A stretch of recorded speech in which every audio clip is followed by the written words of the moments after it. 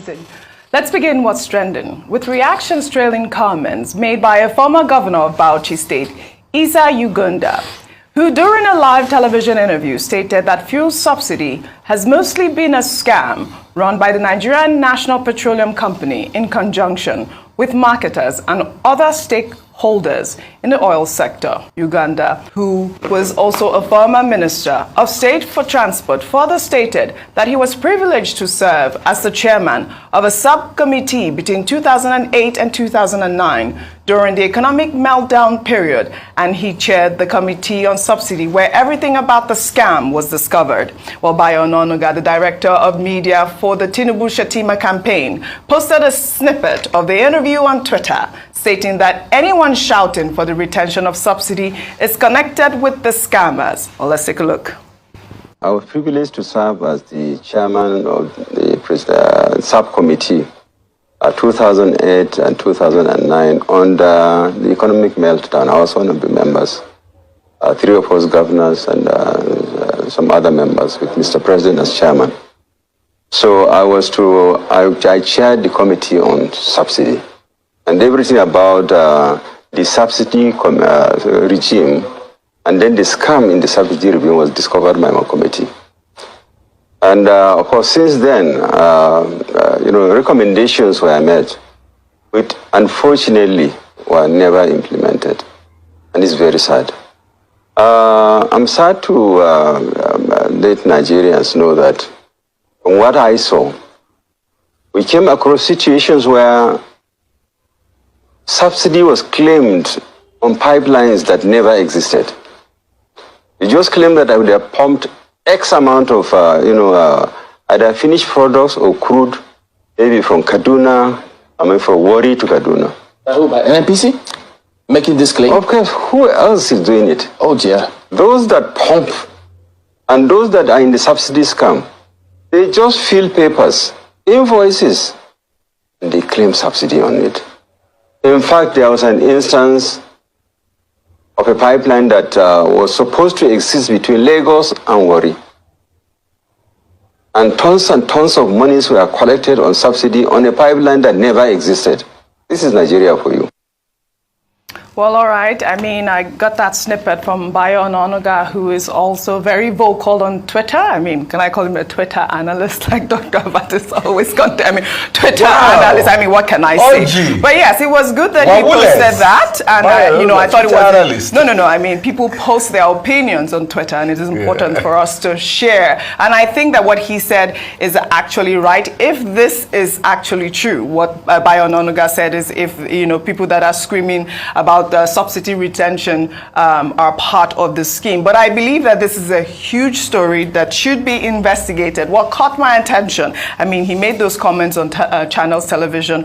What caught my attention was the fact that he said that there was an oil marketer that is his friend, who is part of the team, who's also a part of the economic team, that met a previous president and told him that, listen, we are tired of making money. This whole thing is a huge scam. I mean, what is this? This is all a cahoot or something? But before I come to you, Ayo, in the meantime, Garba Shehu, a former spokesperson for ex-president Muhammadu Buhari, in a Twitter post on Monday, stated that Buhari did not remove petrol subsidy before he left office to prevent any form of insurrection that could have made the All Progressives Congress lose the 2023 election. The former presidential spokesperson further admitted that although Buhari did not remove petrol subsidy during his 8-year tenure in office, all other subsidies which were in place before he was elected in 2015, including the annual fertilizer subsidy that cost 60 to 100 billion naira each year,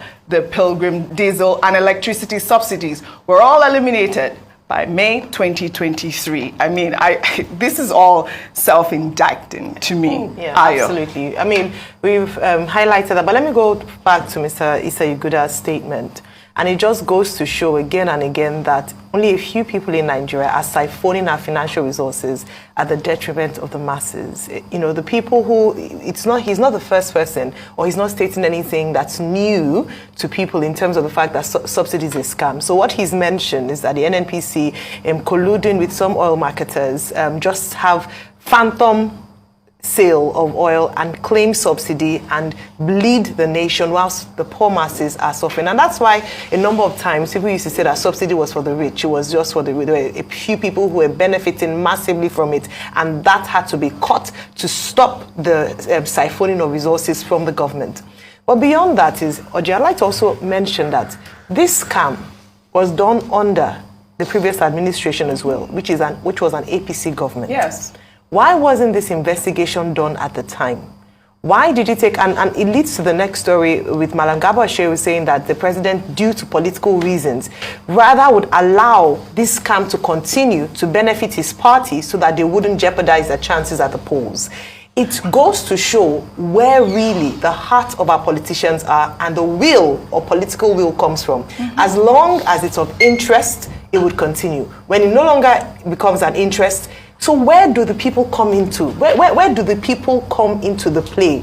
At what point would we have leaders who are thinking of the people as opposed to their personal interest and political advancement? It is sad, and I hope, as has been said, it is investigated, at least hopefully under this administration, the president will have the courage to do so. Yes, and you know, Rufai, one of the anchors asked the question there. If you're saying that, the president knew about this whole subsidy scam, why didn't he remove it? And Ugunda alluded to the fact that the president may have been scared for his life.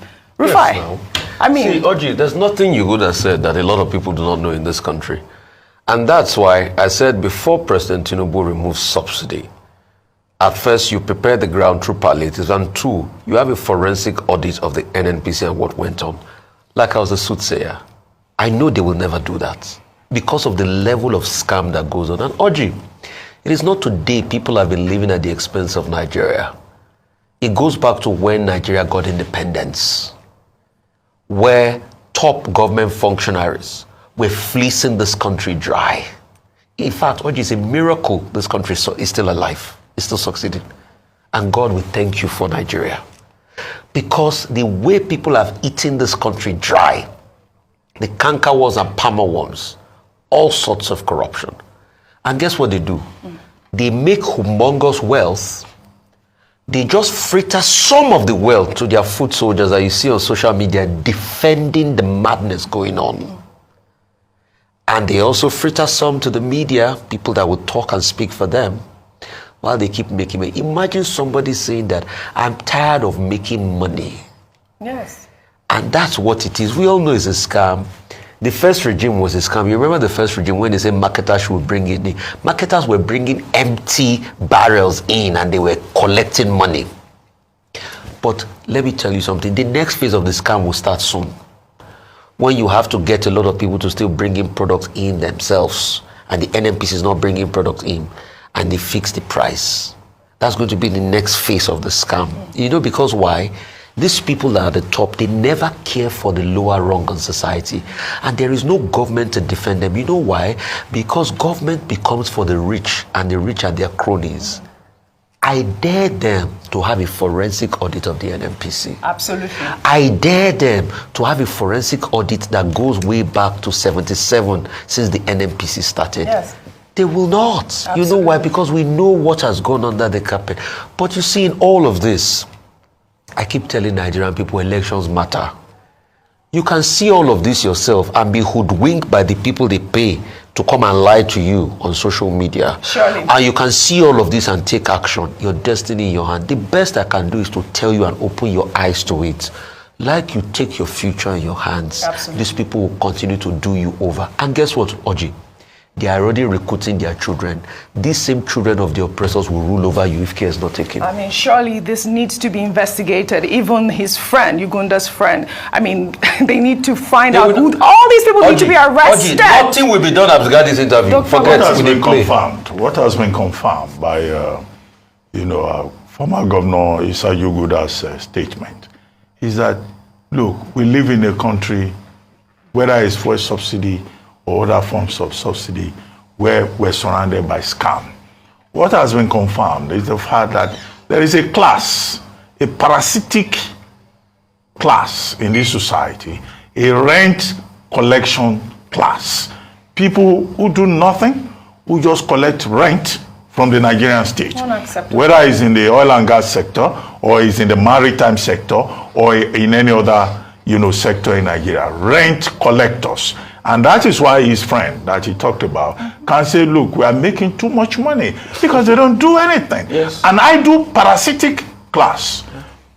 Isa Yuguda, as he pointed out, was chair of a committee to investigate the subsidy scam in 2009. In 2009. In 2011, the House of Representatives set up a committee to investigate this fuel subsidy scam and came up with the same conclusion as the Isa Yuguda panel of 2009. In 2012, the Jonathan administration set up the Imokwede panel on subsidy verification. And that panel indicted 21 companies and raised an alarm that people were collecting per annum money is running into about 327 billion naira. People who have no fuel station claiming that they have fuel station. People who do not import any fuel claiming that they are importing fuel. The good news is that under the present administration, the Tinubu administration, the fuel subsidy has been removed. So nobody is going to collect any free money again from that direction. 2, the Petroleum Equalization Fund is also going to disappear. So that's another center of scam in all of this. But a bigger point made by former Minister of Aviation, former Governor Isa Yuguda, is that there's no time limit on investigation of the persons who have been identified and indicted. But I hope that President Tinubu will summon the courage to initiate further investigation and trial, because if all the people who collected rent from Nigeria, from phantom fuel subsidy, if they are made to return the money, that could be a lot. That money could be used to develop some of our institutions, particularly schools. Because the whole idea of people collecting rent, there are people who are collecting rent at the ports. Unacceptable. There are people who have private accounts into which they put government money. Yes. So, this is part of the challenge as President Tinubu tries to tackle corruption, which is one of the things he has been advised to do. So, Isa Yuguda's recommendation is in order, clearly, because we have too many rent collectors in this country. You wake up very early, we wake up every morning to put in a day's work. Some people just lounge around, they just collect rents.